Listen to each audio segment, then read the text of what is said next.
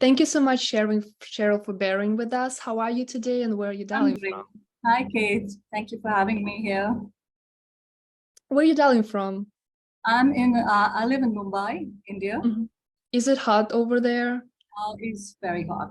It's And very hot because even in yeah, Europe, fighting the heat right now. I'm from Poland and it's unbearable here. So first of all, tell us a little bit about yourself, your expertise.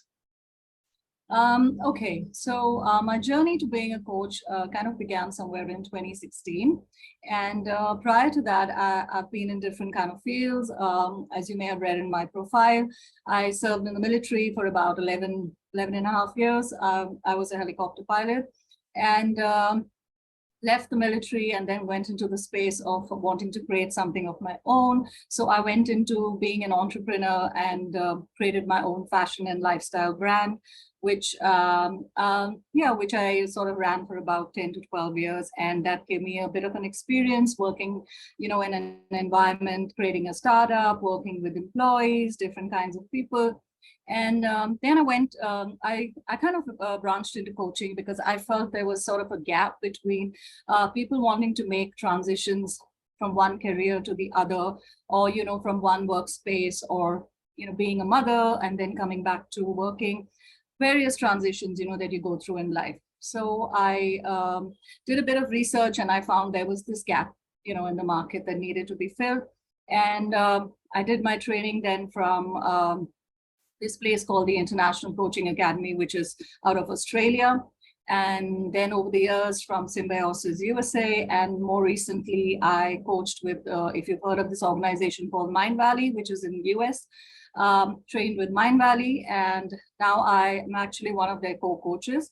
I work with them to train their clients who are sort of like high performance, high network individuals who are looking at taking on a high performance coach, basically to sort of help them through, again, the same transitional changes, transformation, and things like that. So that's where I'm at right now. Wow, you have such a vast experience. I can read that from just your profile description, from pilot to coach. That's wonderful. So let's start with my most favorite question, actually, because that's where our mentors can use some imagination. If you could have any superpower just for one day, what would it be and how would you use it to advance your field of coaching? Okay, that's I think that question has always intrigued all of us over the years. Someday or the other, we've always wished for superpowers. I know when I was a mom, when my kids were really small, I just wished I had a superpower just to get me through the day, just being this really superpower mom. But when I look at it with coaching, I want to give you a little backstory here. That when I was about 13, 14 years old, I read this book called The Alchemist, which I'm sure everyone has read in some language or the other. It's by Paulo Coelho, sold millions of copies worldwide. And, he talks about finding your own personal legend. He talks about creating your own path and, being able to find true gold and things like that. And, just being able to follow your dreams and never having to give up because of fear or anything like that.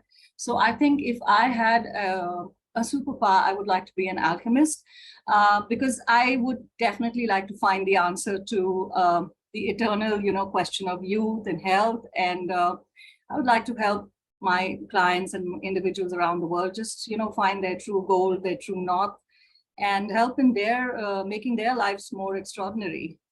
Well, good thing about the superpower that it's actually pretty much achievable. If you practice, it's pretty Yeah. much achievable. So it's a really good superpower.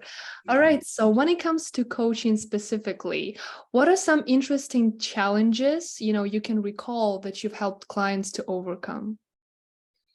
Okay, so with coaching, especially when you're coaching someone who's looking at being a high performance individual, they're not looking at just setting goals. They're looking at actually being able to thrive in an environment where they're consistently performing at their best level, whether it's in their personal lives or in their professional lives.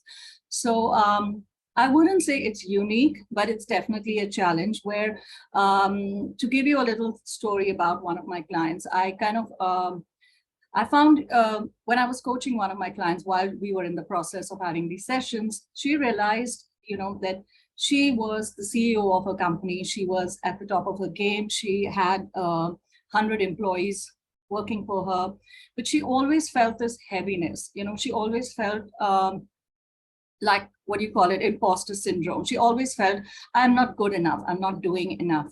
And while unpacking the whole process, we realized that what she was actually dealing with was actually, it wasn't her, but it was generations of trauma and generations of limiting beliefs that she was led to believe that she had to be at a certain gender specific role. She had to play a certain role in the ecosystem, right? And she came from a very wealthy, influential industrial family. She patriarchal, absolutely patriarchal. And she realized that for generations, the women in her family were never allowed to take on roles where they were in power. They were never given a seat at the table, So in coaching, this kind of was a massive realization for both of us that, well, it's not just about you. It's about the entire ecosystem around you. It's about the limiting beliefs that you're probably carrying with you that has nothing to do with you.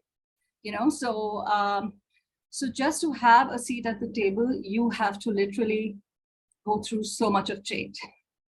This is true. It's not even just about imposter syndrome. I absolutely agree with you. Sometimes you can be at the top, you can be performing your best, but there's this still, this sense of doubt lingering around, and you just don't know where it comes from. And you just need somebody to realize that. I absolutely agree about that.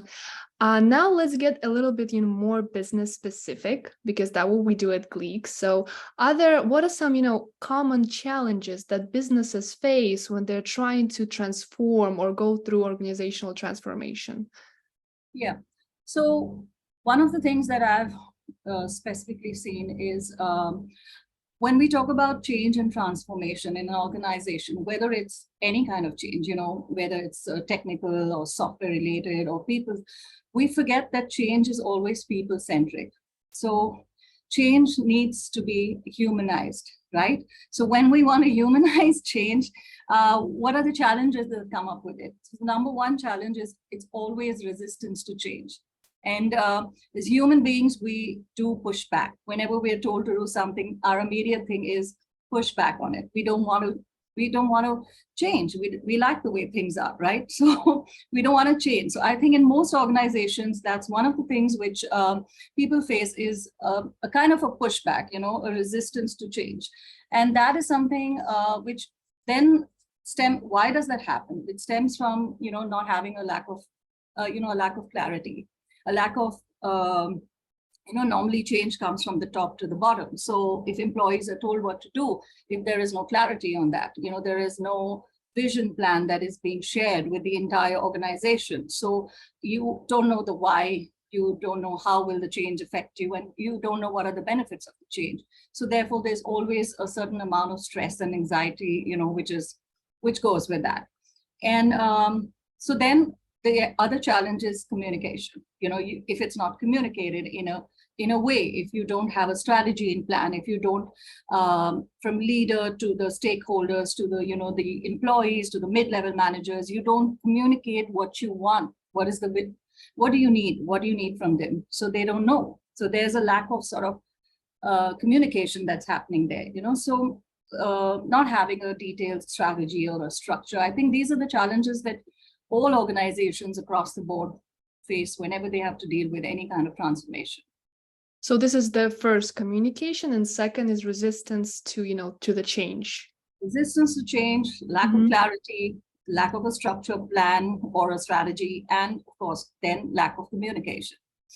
This is a very insightful response because it leads me directly to my next question. You, as a part of our community, as our Gleek mentor, how can you help businesses and organizations to, to bridge this gap, to help solve these kinds of problems? Maybe some steps, maybe some secrets that you can reveal. Yeah, no, so as a coach, I feel since we're talking about change being people-centric, so there's got to be a more holistic approach to this when you're taken on board to sort of bring about change in a company. So one of the things I find is you address the pain points, like we said, which are there in any organization. So when you address the pain points, we use models which it's called, one of the models which we call is called the ADKAR model, which stands for basically awareness, desire for change, knowledge, and then, working with the resistance for change, and then having the ability to carry out that change. What is the tools with you? What do you have to carry out the change? So one of the coaching models that are used is called the ADKAR model, which is used in organizations to carry out change. And I think what is often overlooked is being empathetic about change. So when I say being empathetic, it means understanding where the people are coming from, who are these employees that you have, how do you want to work with them, so therefore, you give them a roadmap to work with. You have a sort of roadmap created that, okay, this is my roadmap, this is my big vision, and now this is the strategy, this is how we plan this out. So you create that roadmap for them, and the way to create that roadmap is you have maybe feedback sessions with your employees that I've implemented this change. What's the feedback on it? So maybe you do it with your managers, maybe you do it with the people who are actually implementing the change, but you ask for a feedback. So you ask feedback, you listen to what they have to say, and then you kind of highlight, okay, this is what working, this is what not working. So then we go on with making changes in the company, and then you focus on giving them training and support. Right? So no change is possible if you don't have training and support behind you. So you have maybe one-on-one sessions, workshops, training modules, whatever works for the kind of change that you want to bring about. So that is something that as a coach, I would recommend an organization to have, right? So this gives you accountability, this gives you feedback, and this obviously gives you the results that you want. Yeah, absolutely true. And as you were talking, actually, I have a question that just came to my mind. I know you're also a leadership coach, right? What are some words, you would like to tell leaders when they're going through, this transformation, through the change, on how they, as leaders can help organizations to go through this smoothly? Yeah. I think as leaders, what's very important is you must understand that you're leading, right? You need to lead from the front. So if you want to implement change, then you have to be the change yourself. You have to be able to put that out there. You have to be able to show people that I'm leading, and I'm leading you from the front. So I have a roadmap. I know how to navigate. I know I'm talking in military terms, but this is what it is, I know I've got this, I'm there behind you, and I understand you. And so we're not alone doing this. We're doing this together as a team. So as a leader, you have to learn how to lead. You're not the one doing the work. You're leading your team to do the work. So that's what's important in good leadership skills. Wonderful. Thank you so much, Cheryl. I would actually, it was such a short and insightful live that I would actually take this whole life and, just show it to businesses. These are the challenges that you face, and this is how you need to fix them. That was wonderful. Thank you so, so much. And thank you for being part of our family. If you'd like to learn more about Cheryl, you can go to her profile on our website. So again, Cheryl, thank you so much for spending some time with us, for giving us this insight, and have a great day. You too. Thank you for all those lovely questions. Thank you very much. Of course, always welcome. Goodbye. Bye.